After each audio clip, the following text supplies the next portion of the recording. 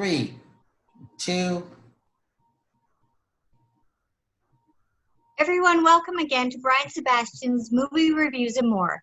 Each episode, we seem to get a greater caliber of guests, and today I believe we've got the ultimate king in entertainment.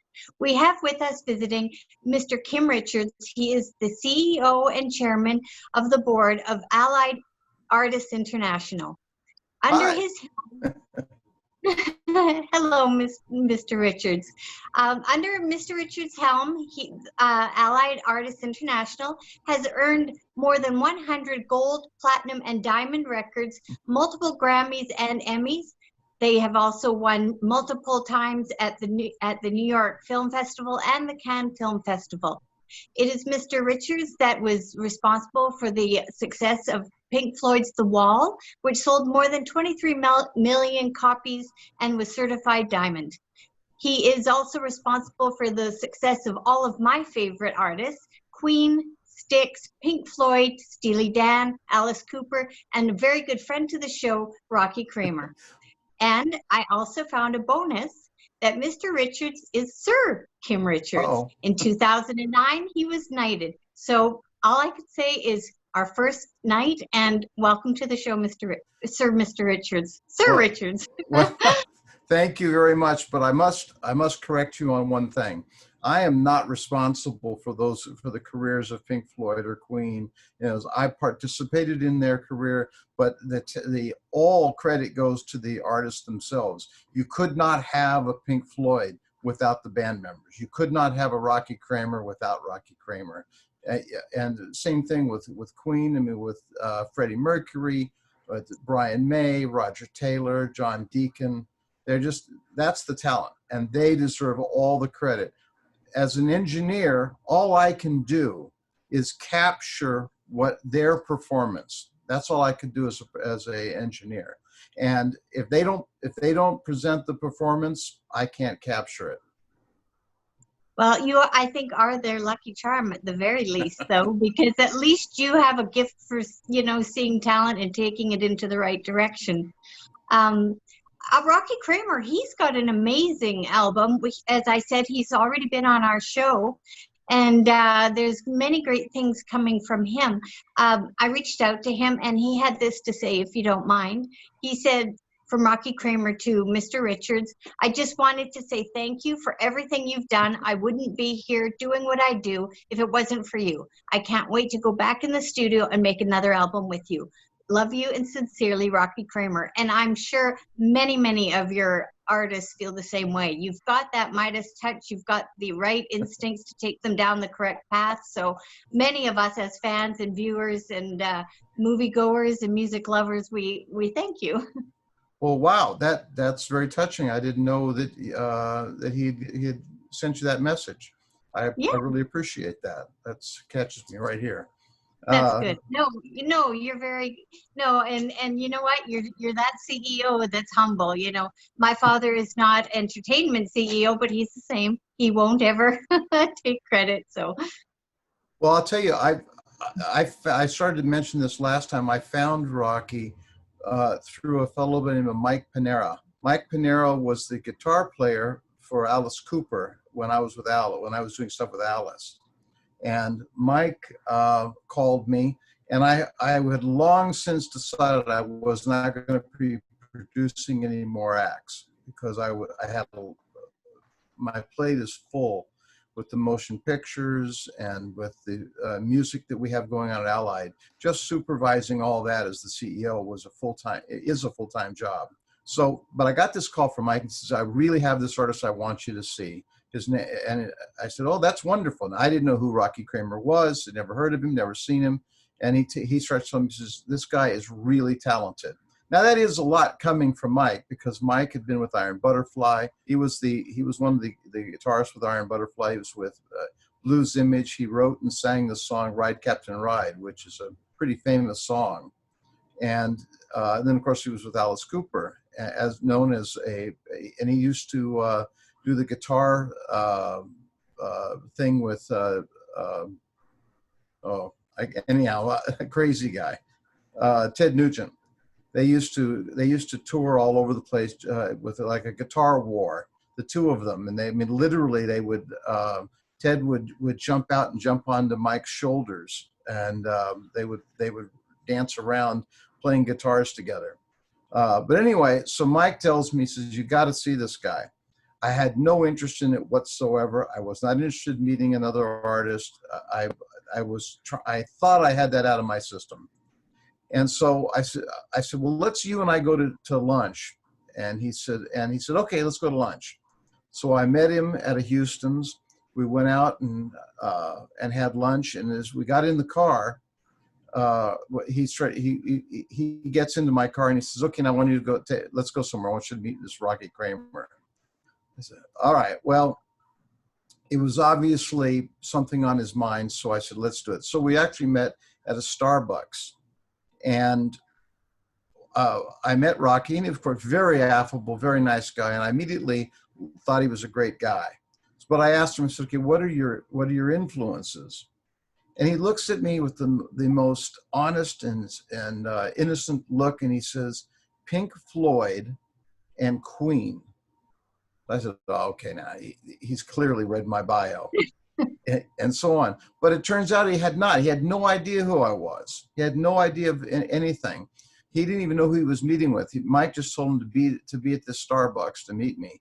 So I liked his personality, and I said, let's listen to your music.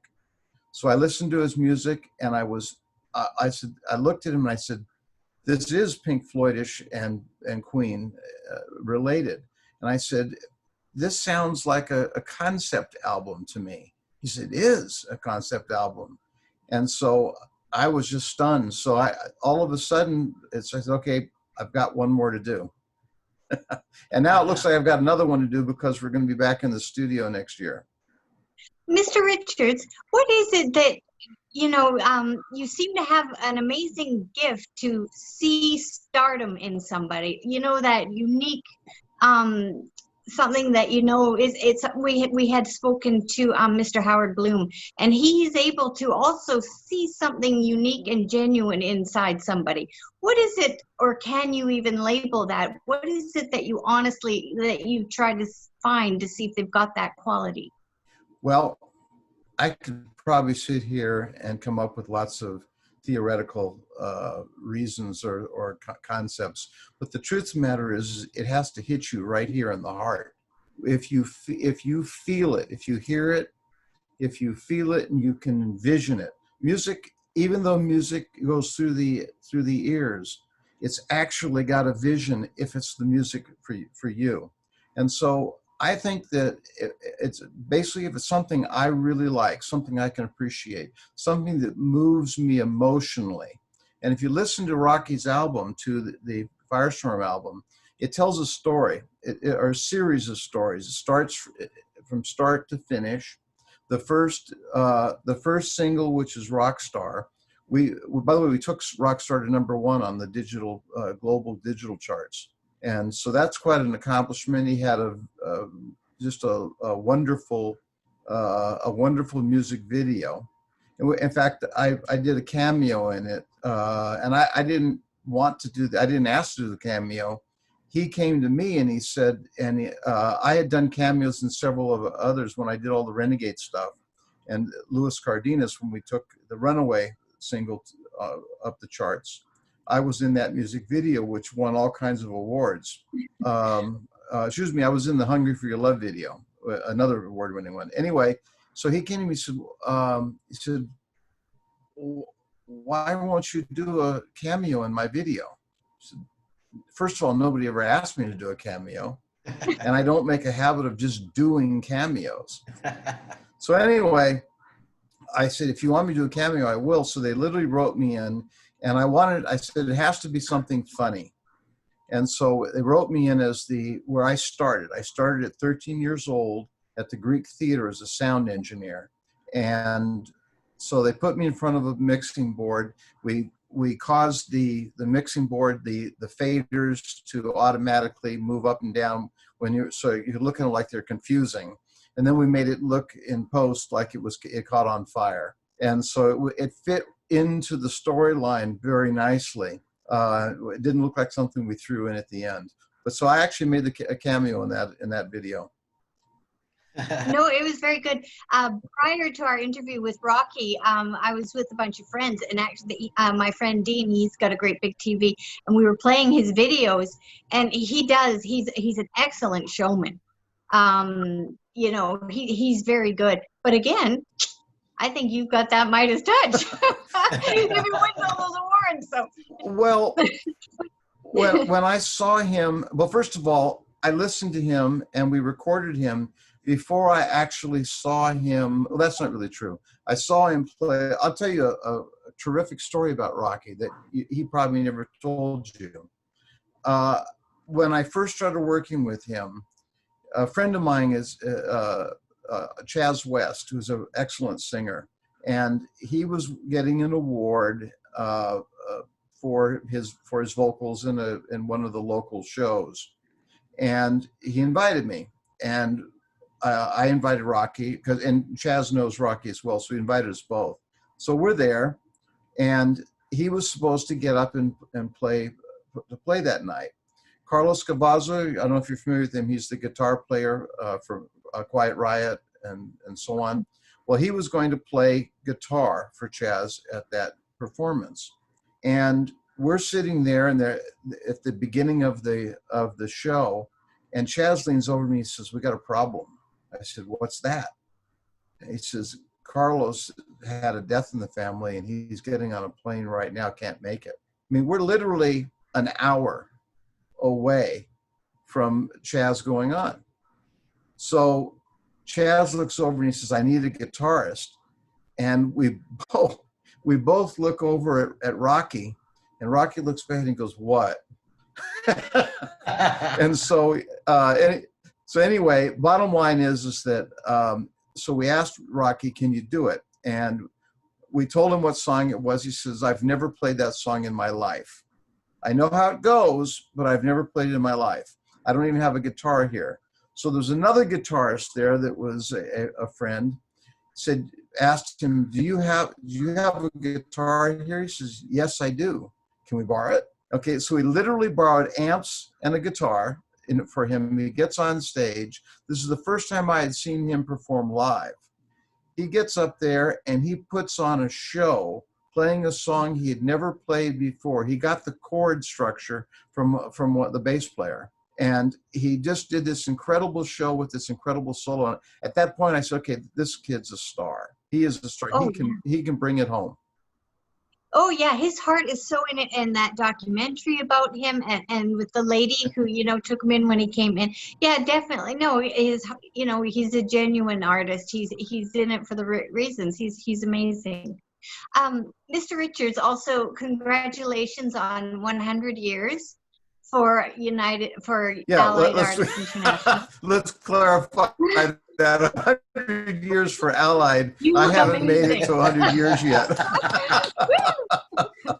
So Kim, now you know why I like to have Sherry on. The ultimate blooper reel, my goodness. I apologize. No.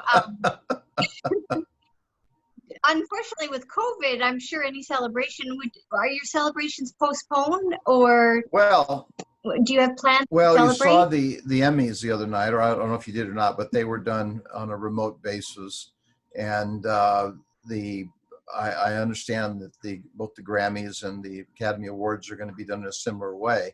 If you're familiar with the music industry, we have a thing called NAMM. It's the National Association of Music Merchants that occurs twice a year, once in Nashville and another time in Anaheim here in California.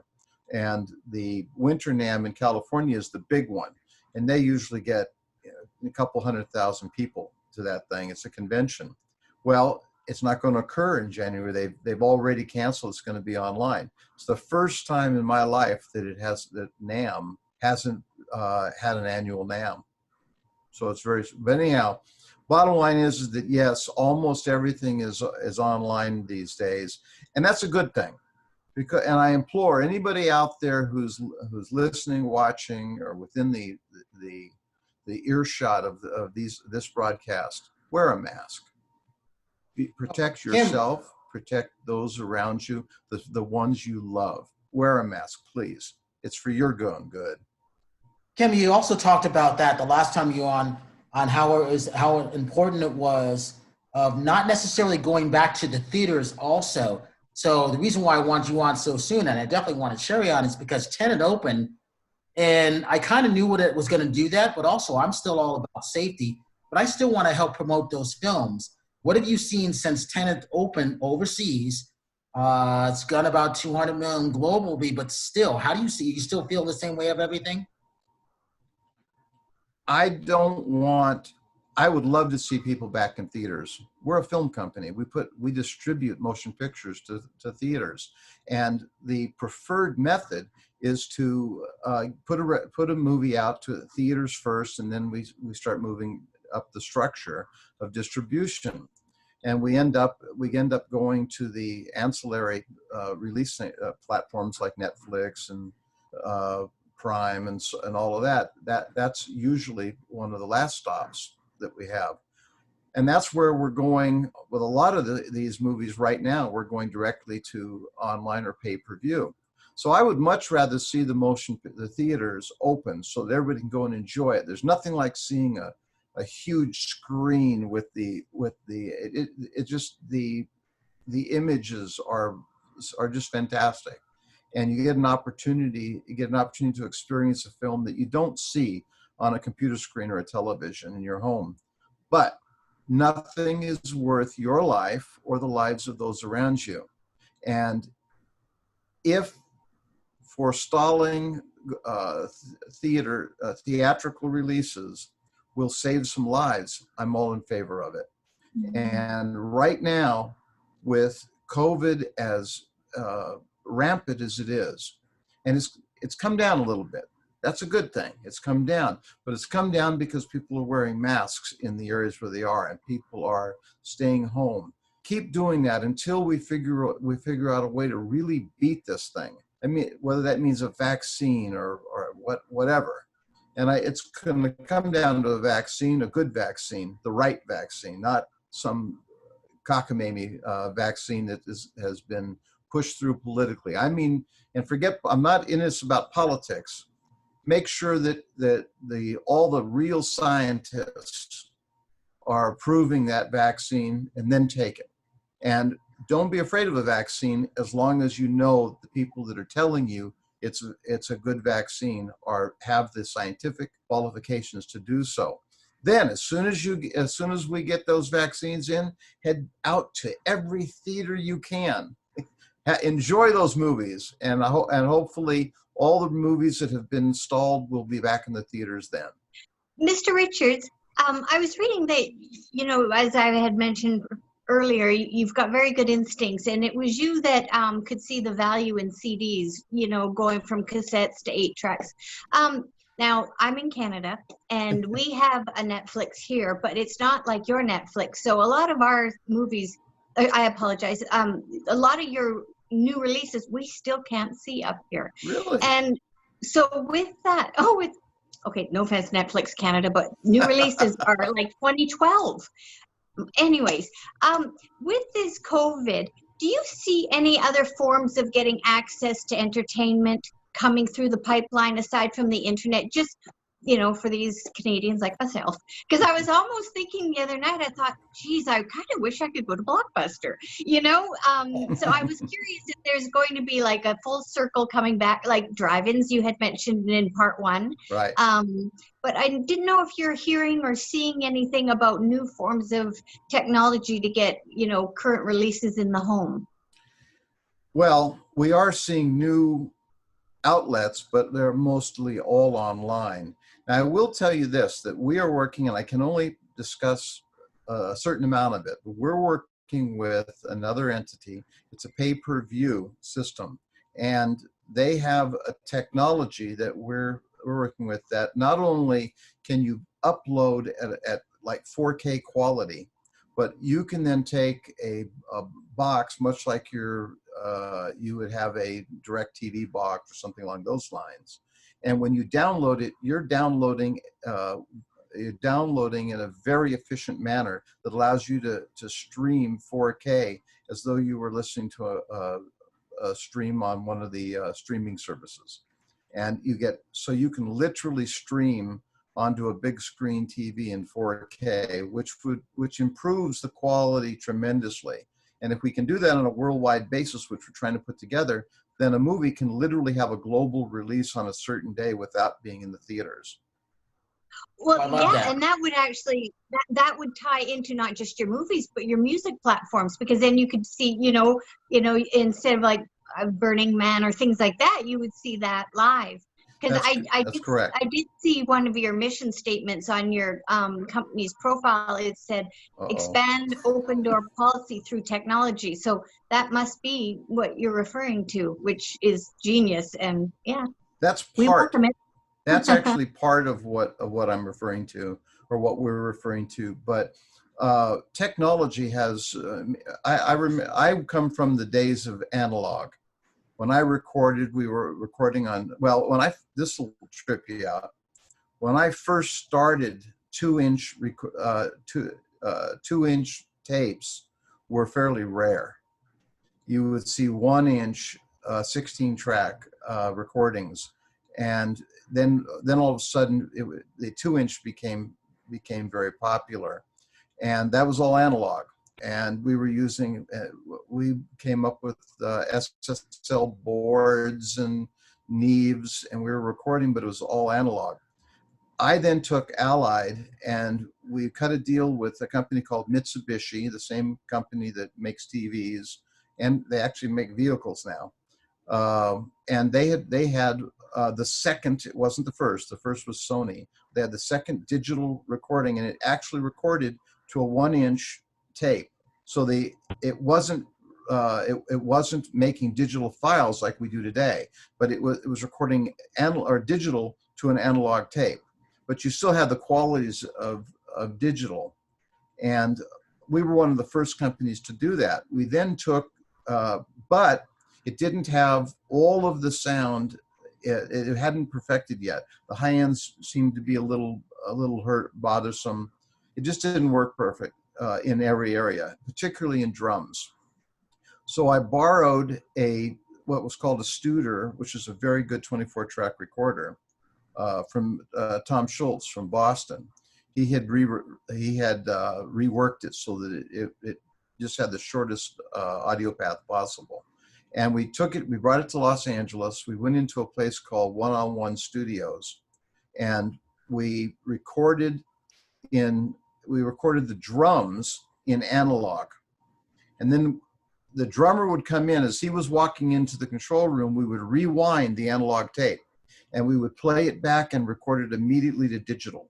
So we got the advantage of the analog tape compression, but also and we did it within the first 5 minutes, so we got the highest quality.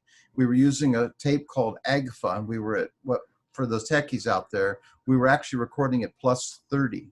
That's how hot we were recording. So the noise table was very low. So anyway, we recorded that we got the advantage of digital and the advantages of analog. You're still that little 13-year-old boy that is just so ingenious. The tech part, as grand as your platform is as CEO and chairman, the technology must be your passion, because you're always seem to be finding new avenues and little tricks to fine tune and get ahead of everyone. I'm not afraid of technology, that's for sure. Yeah, that's probably 90% of the battle. I am. Well, and that's what we've done to some extent with Rocky. Rocky is using equipment that is top-notch guitar equipment. He endorses Fender. I introduced him to a lovely man named Rich McDonald, who at the time was the senior VP of Fender brands. And he took to Rocky, and of course now Rocky endorses Fender. And he also endorses other brands like Jim Dunlop for guitar. He has his own guitar picks now. He's got a whole line of everything. Kim, can you talk about what do you want people to get out of Allied Artists between now and the end of December, and then the month of January? Because this is going to be the first of January that's dead. I mean, I've already started doing the CES consumer electronics stuff as of yesterday, technology stuff. I was talking to all the CEOs. I was happy because of our numbers. but how can we help you between now and December and then the month of January since there's no nail? Well, in terms of helping us, we're gonna continue putting product out, and it'll be available through the typical channels like Netflix, Prime, and so on. And we've got a couple of movies that we're going to be announcing that were supposed to go theatrical that are going to go pay-per-view. And so we'll be announcing those here in the next month, and they'll come out in January. But we're hoping that we see a vaccine sometime in the second quarter of 2021. And of course, I personally will take Rocky. I guess I can't say where we're going, but we're going to a world famous studio somewhere in the world. It won't be in the United States, and we're going to be recording his next album in a very, very famous location. Wow. Greece. Parthenon. Okay, that's for We'll the say audience. a That's music perfect. capital of the world, put it that way. Wow, that sounds You're good.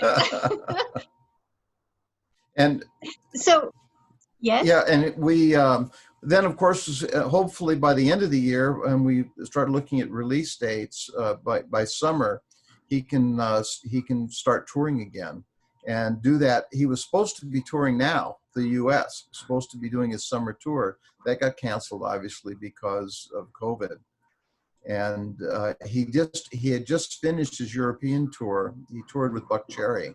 Oh, oh, I love Yeah. Buck Cherry. Yeah. Okay. Yeah, they're great. They're nice guys. The singer's range in his voice. He's good. Yeah. And they were very kind to Rocky. They were just wonderful people, the whole band. Wow. On the movie side, I like the pay-per-view. That makes a lot of sense. Well, what's the thing to do? Because I get frustrated just like Sherry does when I can't send her a link to see a great documentary or a film to Canada. I didn't know that until she told me. That's frustrating. Were you aware of that too? Well, no, not per se. I thought that Netflix US and Canada had a strategic deal to share movies, but it is entirely possible that some, and I put an emphasis on the word some, of the studios for various rights aren't able to provide rights to both Canada and the United States. I personally, we don't do a deal unless we can do North America, so that if we have a movie out, we release it in both the United States and Canada, because we view North America as being one family. Exactly. And we don't look at our neighbors to the north as being any less than our neighbors to the south, by the way. And we want things out in Mexico as well. Not our feelings, the distribution is sometimes tricky. So we're not always able to get it into theaters and get it on their streaming services as efficiently as we can in Canada. But anything that's available in the United States is available in Canada. And quite frankly, sometimes it's better to make movies in Canada. we get better deals there. Well, with the exchange rate, our dollar's weakening right now. So yeah, you get more bang for your buck. But sometimes, yeah, because I tried to watch a couple movies, but it just says you don't have access in your area. Well, so. And right now you get less COVID for your money too. Exactly. Ah. Well, you're lucky. You guys handled it properly in Canada. You paid the price up front, and now you have a much less of a problem. Congratulations. Thank you. Kim, who is Mr. Richards? Oh, go Sherry. Sherry, go ahead. Go ahead, Brian. Oh, Kim, who handles No, the PR for Allied for all their movies? Oh, well, we have a film division, and there's the music side, and then there's the film side. The film side is run by a fellow by the name of Raphael Barr, and he runs the films. Then I have a co-chairman, Mark Bachuk, and Mark he concentrates more on the films than I do. Okay. Even though I am the CEO. Well, the reason why I'm But we asking, work because I want to make hand in hand. sure I get those dibs to that, because me being that movie whore, I want to make sure we get them. Ah, okay. Well, I'll tell you what, I'll make sure you get put on the list. Yeah, and I want to make So sure that my friend Sherry can see them too, you know? There you go. Well, we're trying, that's for sure. To my knowledge, we don't have anything that isn't available in Canada pretty much. Sometimes the Canadian release will be delayed by a week or two, but they're generally fairly, and the only reason for that is a lot of times the studio, the producers, they obviously want to have their artists there for a premiere. So they'll delay a Canadian release by 2 weeks so they can do the premiere here, then go up to Canada and do the premiere there. Now that's fine. Let me ask you this In real quick. Is 101 Studios, were they also the same studio responsible for Yellowstone, which I love on Paramount TV? Boy, I don't, the Black Album by Metallica was done at 101. Michael Jackson recorded there. I recorded the Animal, and that's how I found the place. I recorded the Animal Instinct album there. The studio was originally owned. You know who Hal David was? Yeah. Okay, Hal David was a very famous composer who did a lot of stuff. He did a lot of music and a lot of films in the 70s and 80s. And his son built the studio for Hal. And it was done so you could have a mini scoring room. When I walked in there with his son, Jim, I didn't really know Hal very well. I knew his son. And when I walked in there with Jim, I looked at it, and there were all these chairs because they were scoring something at the time. And first thing I did is clap and listen to the acoustics. And I said, wow, this is a great drum room. He goes, no, it's a scoring room. Maybe, but it would be a great drum room. So I brought in Louis Cardenas, and we recorded the Animal Instinct drum tracks there, and we got this incredible sound. Next thing I know, all these rock bands are booking out this studio because of the drum sounds they could get from that room. And some of the drum sounds that I put on there were actually not with permission, but they were sampled, and a lot of the drums that you hear in samples today came from those sessions.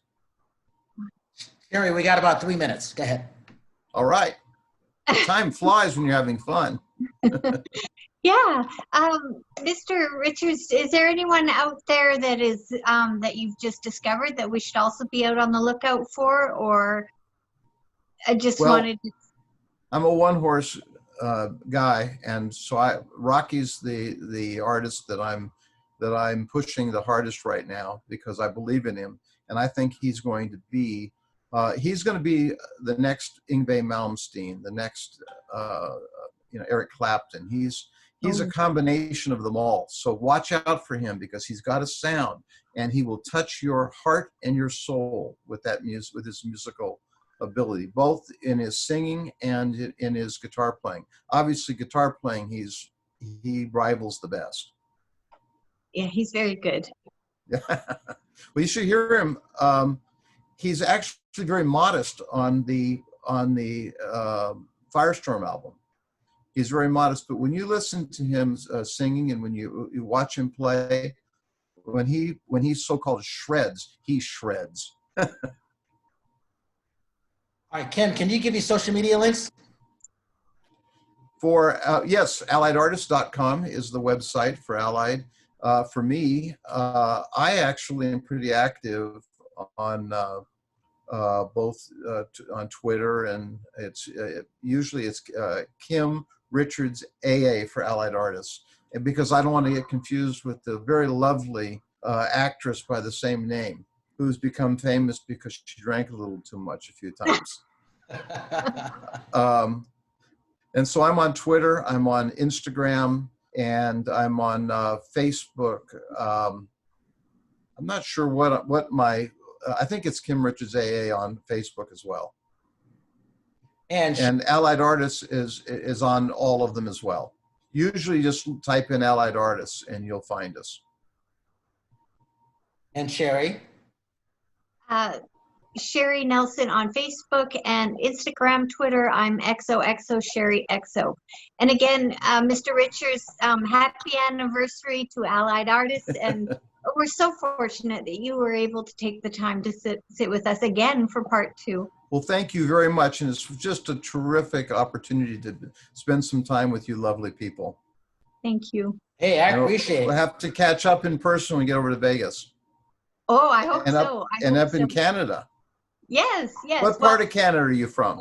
I'm directly north of you. I'm in British Columbia. So please, I'm your humble tour guide. That's one of my favorite places, by the way. And Great. the food is incredible there. Yes. I got some dining. Kim, are you in Los Angeles, you said? Yes. Okay. I'm a Los Angeles guy. Born and raised in LA. When Sherry comes in, we're going to have you come to the studio. Okay. All right. Sounds good. I like that. Where's the studio? In Vegas? No, it's it's right on Hollywood, Cahuenga and Franklin. It's a brand new studio. My friend brought it, and it's very clean, very scented. People like it. I don't invite a lot of people there, but you got to go. All right. I would love to see. I'm down for any studio. I want to see every studio there is. Everybody's wanting to rush now, but I'm like, hold on. We got to be careful still. So we only allow so many people in there, but I love it. I'm looking forward to it. That'd be great. All right. So Sherry Nelson, Kim Richards, Allied Artists Music Group. It's a pleasure to see you again. And I wanted to come back because I absolutely the last time. So I'm honored that you got a chance to come back. Thank you so much. Thank you for having me. Look forward to meeting you guys in person. Me too. Okay. All right. So for Brian, Sebastian, Sherry, Kim, this is Movie Reviews and More, iTube 247 out of Franklin, Tennessee, WomenOnTV.tv. And see, I got so much. Wear your mask. We will see you next time. If you see someone out of smile, please give them one of yours. And yes, please wear your mask. We will see you next week.